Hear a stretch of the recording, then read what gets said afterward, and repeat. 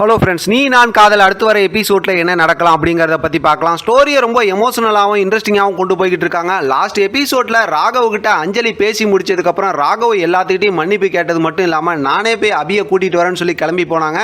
Last எபிசோடில் அந்த ப்ரொமோவும் நமக்கு காட்டியிருந்தாங்க. அபி வந்து ரொம்ப எமோஷனலாக ஒரு குளத்தங்கரையில் நிற்கிற மாதிரி இருக்குது. அந்த இடத்துல ராகவ் போய் பேசுகிறாங்க.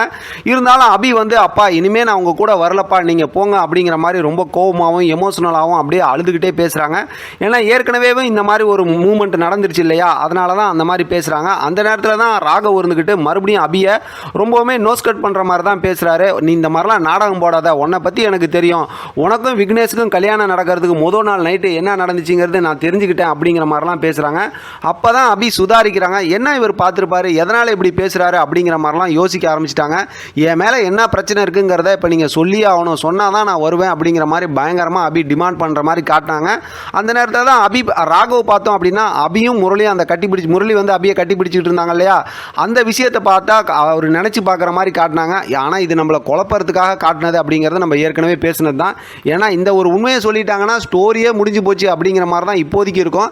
ஆனால் இந்த உண்மை தெரிஞ்சதுக்கப்புறமும் ஸ்டோரி வந்து பார்த்தோன்னா சைக்கோ மூவி மாதிரி தான் போயிட்டுருக்கு. ஏன்னா முரளி வந்து இன்னும் பயங்கரமான தில்லாலங்கடி வேலைலாம் பண்ணுவாங்க அப்படிங்கிறதெல்லாம் அடுத்தடுத்து தெலுங்கு வெர்ஷனில் பார்த்தவங்களுக்கு தெரிஞ்சிருக்கும். அந்த அளவுக்கு பயங்கரமான, அதாவது பயங்கர 420 வேலைலாம் முரளி பண்ணிக்கிட்டு இருப்பாங்க.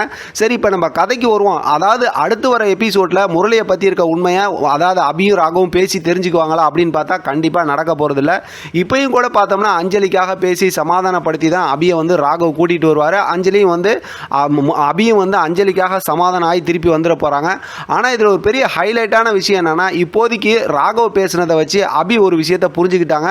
அந்த விக்னேஷ் கூட கல்யாணம் நடக்கிறதுக்கு முதல் நாள் நைட்டு என்ன நடந்துச்சு அப்படிங்கிற வார்த்தையை சொன்னதுனால அந்த நடந்த விஷயத்தை யோசித்து பார்த்துருவாங்க. இது மட்டும் இல்லாமல் ஏற்கனவே நம்ம எதிர்பார்த்த மாதிரி, அதாவது முரளியோட கேரக்டர் வீட்டில் இருக்க யாரோ ஒருத்தவங்களுக்கு ஸ்ட்ராங்காக வெளியில் தெரிய போகுதுன்னு சொல்லியிருந்தோம். அடுத்த வாரத்துக்கான எபிசோடில் அது தெரியுங்கிற மாதிரி இன்றைக்கான ஹிண்ட்டில் கொடுத்துருக்குறாங்க. அப்போ அடுத்த வாரம் எப்படி தெரிய போகுதுங்கிறது நானுமே ரொம்ப குழப்பத்தில் தான் இருக்கேன்.